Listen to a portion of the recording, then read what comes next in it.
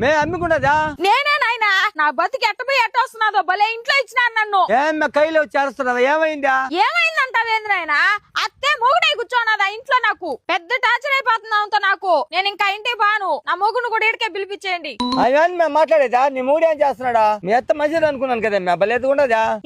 ఆ పక్క చెనిక్కాయలన్నీ కొట్టు పోయి బావ, ఇప్పుడే వస్తా. ఏమన్నా ఎప్పుడు వచ్చినావా? ఇప్పుడే వచ్చినాను మా అత్త.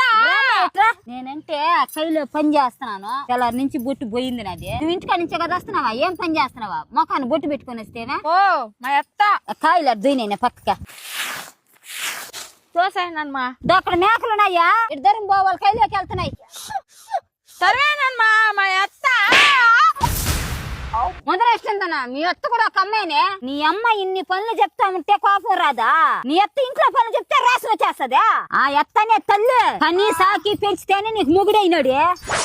అతను వాళ్ళ అమ్మను వదిలేసి మన ఇంటికి రావాలా? మీ నాయన కూడా అదే మొత్తం వచ్చినాడా?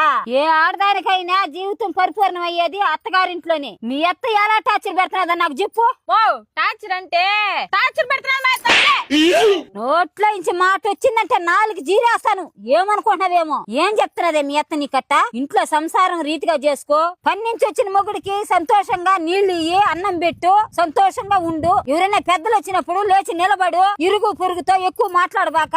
ఇల్లు వాకలు కడుక్కో, దేవుడికి దండం పెట్టు, పిల్లల్ని జాగ్రత్తగా చూసుకో. అంతకు మించి మీ అత్త నిన్ను పెట్టే టార్చర్ ఏందో నాకు చెప్పా. ఏంది మా నువ్వా? నా బాధ లేదో మీతో చెప్పుకుందావు. నువ్వే నన్ను కొడతావా? వచ్చేటప్పుడు మీ అత్తకు చెప్పినావు నాయనా? నేనండి చెప్తాను. మీ అత్తకి చెప్పుకుంటా అమ్మగారింటికి రావడం అంత చిన్న విషయం అనుకుంటావు నువ్వు? ఇక్కడి నుంచి 3 అడుగులతో మీ అత్తగారింటికి పోలేదనుకో, నిలవన్నరికేస్తాను. అమ్మా మీ అత్తలో ఈ అమ్మని చూసుకో తల్లి. మీ అత్త ఎన్ని మాట్లాడినా భరించు, తిడితే పడు. ఒకవేళ తిరగబడి కొట్టిందా, నీ తల్లే కొట్టిందనుకో, ఆ తల్లికి నువ్వే కూతురైతే ఆ అత్తకి ఈ కోడల మీద కోపం రాదు, ఈ కోడలకి ఆ అత్త మీద దేశం రాదు.